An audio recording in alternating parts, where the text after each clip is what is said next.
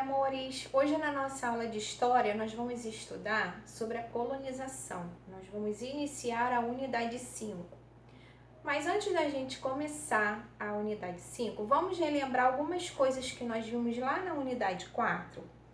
Então, na unidade 4 nós vimos sobre os primeiros contatos entre os portugueses e os indígenas, né? Que aconteceu de forma amigável, porém algumas coisas causaram espanto entre eles, né? Como, por exemplo, as roupas, a alimentação, a cor da pele, o idioma.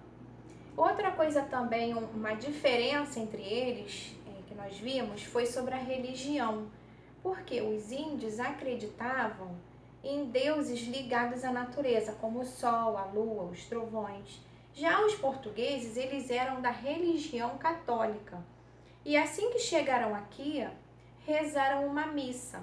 A primeira missa rezada aqui no Brasil foi no dia 26 de abril de 1500. E quem rezou a primeira missa aqui no Brasil foi o Frei Henrique Soares de Coimbra, né?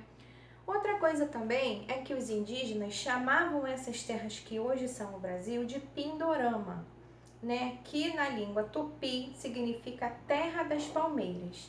Então, as terras que hoje chamamos de Brasil já tiveram outros nomes, como nós já vimos, né? Para os indígenas, elas eram chamadas de Pindorama, né? Que vocês já sabem que na língua tupi significa terra das palmeiras, porque tinha muitas palmeiras aqui.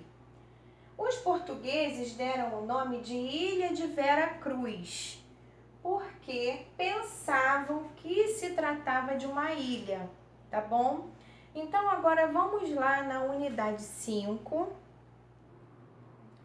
Então, entrando na nossa unidade 5, nós vamos estudar sobre a colonização. Então, o que aconteceu?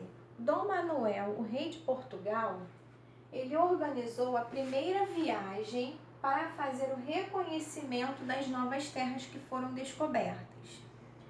Aí, quando eles chegaram aqui, eles observaram que o lugar não era uma ilha e passaram a chamar de Terra de Santa Cruz, né?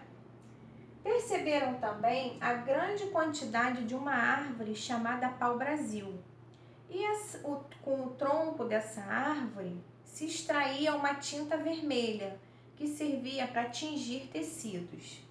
O pau-brasil era chamado pelos indígenas de Ibirapitanga, que significa na língua tupi madeira vermelha.